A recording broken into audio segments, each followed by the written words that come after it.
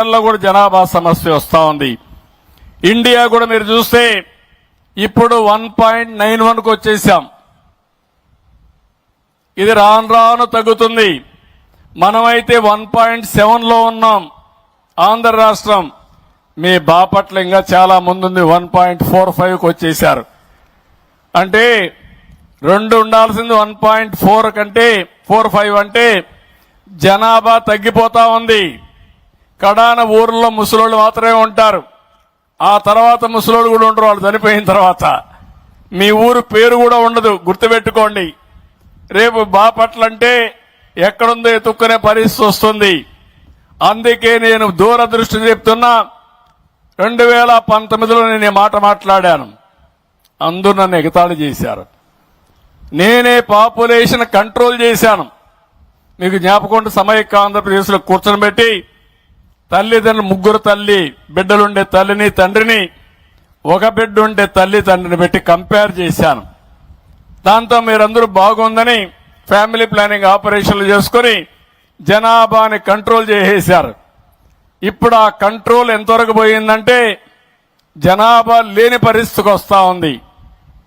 చదువుకున్న వాళ్ళు పిల్లలు కనడం లేదు, వద్దనుకుంటున్నారు.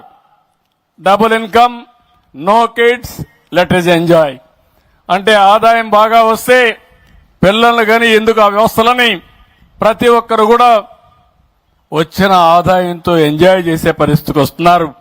ఇది ప్రమాదమైన పరిస్థితి అని చెప్పి కూడా నేను మీకు తెలియజేస్తున్నా. అందుకని నేను ఈరోజు మీ అందరికీ పిలిపిస్తున్నాను. ఈ బాపట్లలోనే ఈ మీటింగ్ నుంచే స్టార్ట్ కావాలి.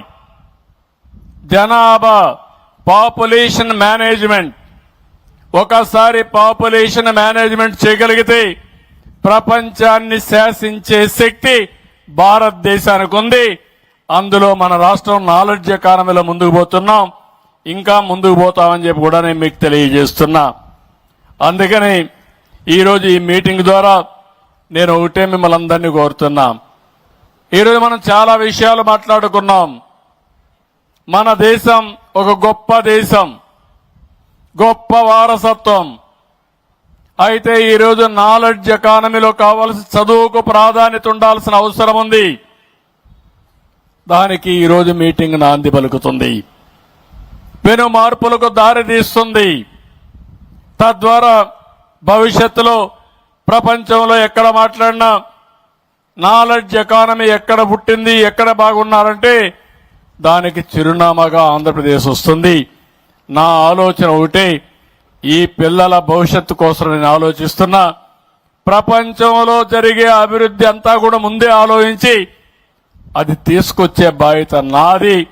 అది అందిపుచ్చుకోవాల్సిన బాధ్యత ఈ పిల్లలది. వాళ్లకు సహకరించే బాధ్యత పేరెంట్స్ గాని టీచర్స్ గాని తీసుకుంటే ఇది సాధ్యము.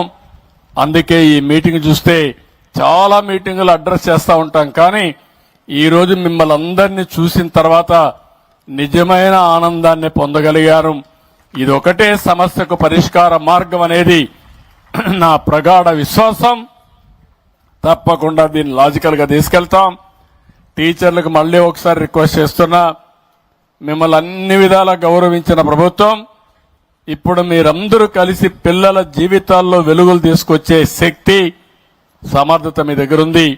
దానికి నాంది పలకాల్సింది. మీరు కూడా 24 గంటలు కష్టపడద్దండి, హ్యాపీగానే పనిచేయండి.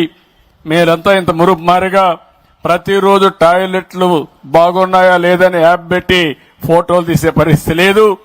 అవన్నీ వెసులుబాటు ఇచ్చాం. అదే సమయంలో బాధ్యతగా ముందుకు పోమని టీచర్స్ అందరిని కోరుకుంటూ, ఇదే స్ఫూర్తి చూపించాల్సిందిగా తల్లిదండ్రులను కోరుకుంటూ, మరొక్కసారి పిల్లలు మీ అందరికీ best of luck. I wish all the best. ఈరోజు బాగా మిమ్మల్ని చూశాను, చాలా బ్రైట్ గా ఉన్నారు. మీరే మా ఆశ, మా నమ్మకం. దాన్ని నిలబెట్టాల్సిందిగా మళ్ళీ ఒకసారి పిల్లలందరినీ కోరుకుంటూ అందరికీ నమస్కారాలు. జై హింద్, జై జన్మభూమి.